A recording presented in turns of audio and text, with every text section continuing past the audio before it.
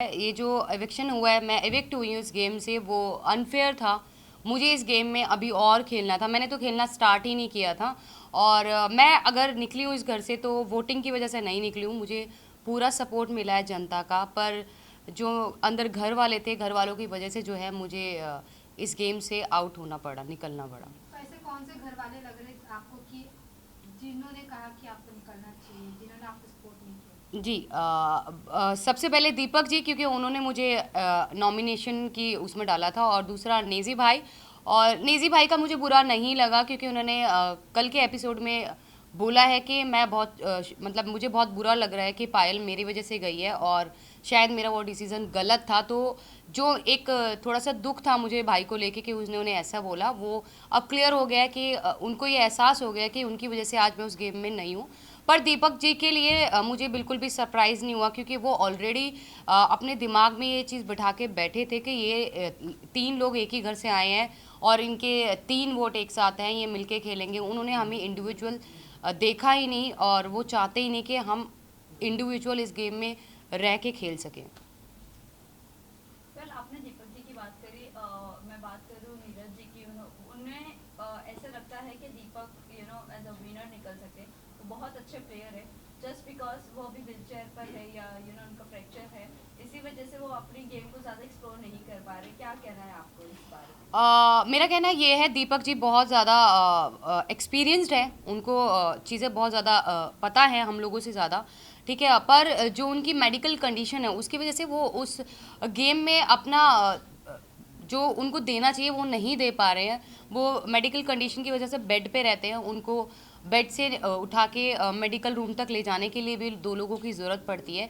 तो मुझे ऐसा लग रहा है कि उनको इस वक्त ना बुला के शायद नेक्स्ट सीज़न में अगर बुलाते तो वो शायद बहुत ज़्यादा अच्छे से खेलते और शायद विनर भी हो सकते थे।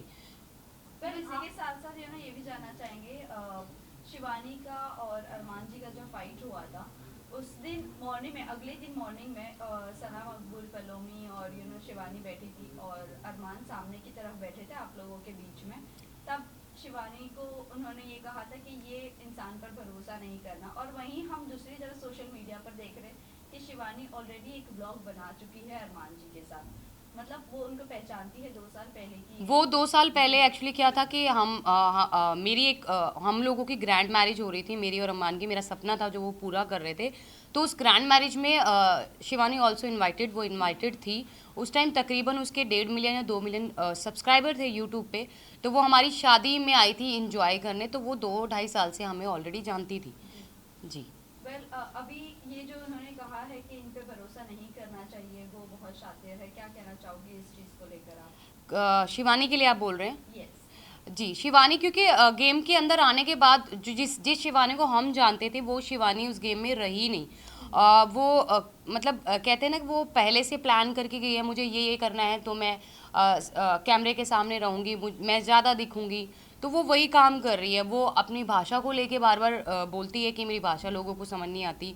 दूसरा, वो लोगों के सामने ऐसा प्रेटेंड करती है कि वो बच्ची है, वो छोटी है, पर ऐसा कुछ नहीं है, वो छोटी नहीं है गाइस। वो अपने घर को खुद चलाती है, और कोई भी छोटा बच्चा बिग बॉस शो में नहीं खेलने आता है। कोई समझदार ही बिग बॉस ऐसे कंटेस्टेंट लेके आता है जो गेम को खेलता है, खेल सकता है, और खेलने की कैपेसिटी रखता है और जीतने की भी रखता है। तो वो बच्ची नहीं है। दूसरा, उसकी हार्श बात करने का तरीका, वो अपने से बड़े की रिस्पेक्ट नहीं कर रही है। जैसे कि उसने रणवीर जी से बदतमीज़ी की, अरमान जी से करी बदतमीज़ी, मेरे से और कृति, क्योंकि हम ऑलमोस्ट हम सभी उससे बड़े हैं। अगर वो 22 साल की है तो आई वॉज 32 ईयर्स, मैं 32 साल की हूँ, तकरीबन 10 साल उससे बड़ी हूँ।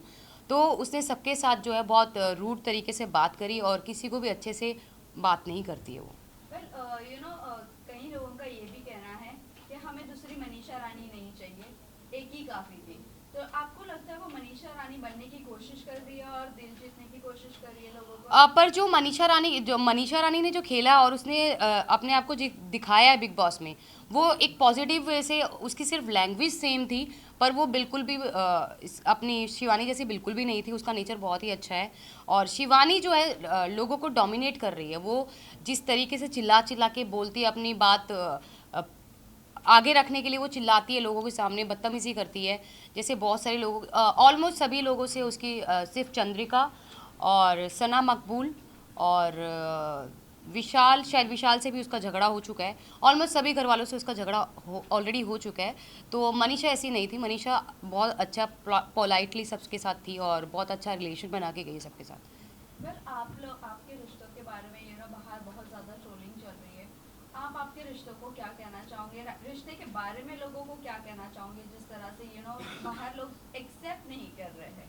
वही आपके यूट्यूब पर आपके फैन फॉलोइंग ज़रूर होंगे, बट जब OTT पर आने के बाद वो चीज़ें लोग एक्सेप्ट नहीं कर रहे, क्या कहना है आपको इस बारे में? देखो हमारा रिलेशन ऐसा है, मैं मानती हूँ कोई भी इस रिलेशन को एक्सेप्ट नहीं करेगा और समाज तो बिल्कुल भी नहीं करेगा, पर बहुत सारी परिस्थितियाँ ऐसी हो गई थी हमारे रिलेशन में।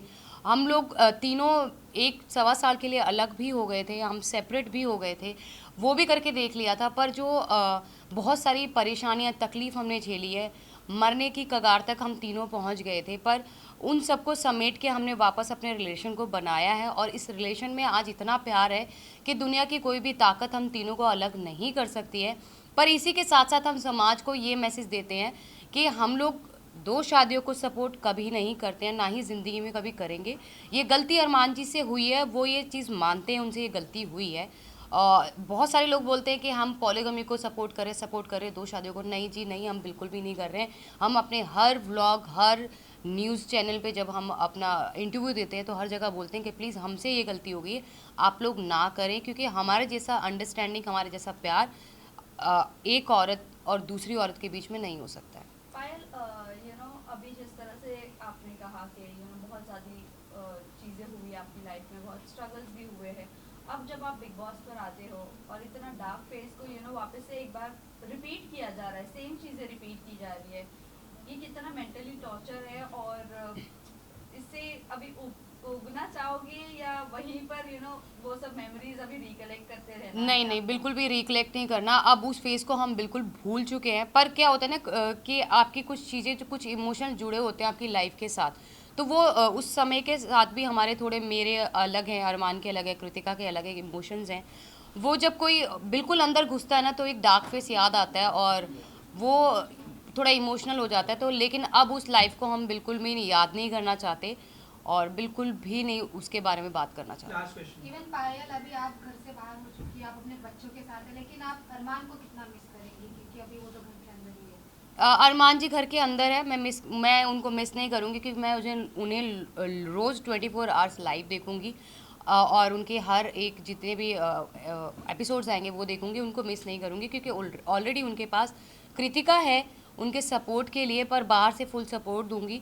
जितने भी लोग मुझे यहाँ पे देख पा रहे हैं, आप लोगों ने मुझे बहुत प्यार दिया, मुझे बहुत सपोर्ट दिया। मुझे पता है मैं जो है, नॉमिनेशन मेरी अगर हुई है तो वोटिंग की वजह से नहीं हुई, मुझे फुल सपोर्ट मिला है घर वालों की वजह से मैं बाहर आई हूँ। मैं यही कहना चाहती हूँ जाते जाते कि आप लोग जी भर के, दिल खोल के अरमान और कृतिका दोनों को वोट कीजिए और उनकी आगे की पर्सनैलिटी आपको जो है गेम में देखने के लिए मिलेगी कि वो जेन्युइन है कि नहीं है। वन लास्ट जाते जाते लास्ट क्वेश्चन, जिस तरह अभी आपने मेंशन किया था, एक प्यार को पाने के लिए आपने अपनी फैमिली को खो दिया था, अब आपकी फैमिली का क्या फीडबैक है जब बिग बॉस से बाहर आ गई हो? मेरी फैमिली का कोई फीडबैक नहीं है और मुझे नहीं लगता कि उनको मेरे फेम से, मेरे पैसे से कोई लेना देना है, क्योंकि ऑलरेडी फेम मेरे पास है, लोग मुझे जानते हैं, मेरे यूट्यूब से, मेरे इंस्टा से लोग मुझे जानते हैं। अगर ऐसा कुछ होता तो वो 13 साल में वेट नहीं करते मेरे पास आने के लिए। तो ये बिग बॉस OTT से उन लोगों को कोई फ़र्क नहीं पड़ने वाला। Thank you so much. Thank you. Photo में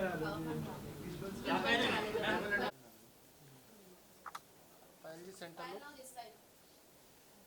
लुक है सामने पायल जी इधर ही रुकिए, थोड़ा इधर आइए, हल्का सा और थोड़ा बस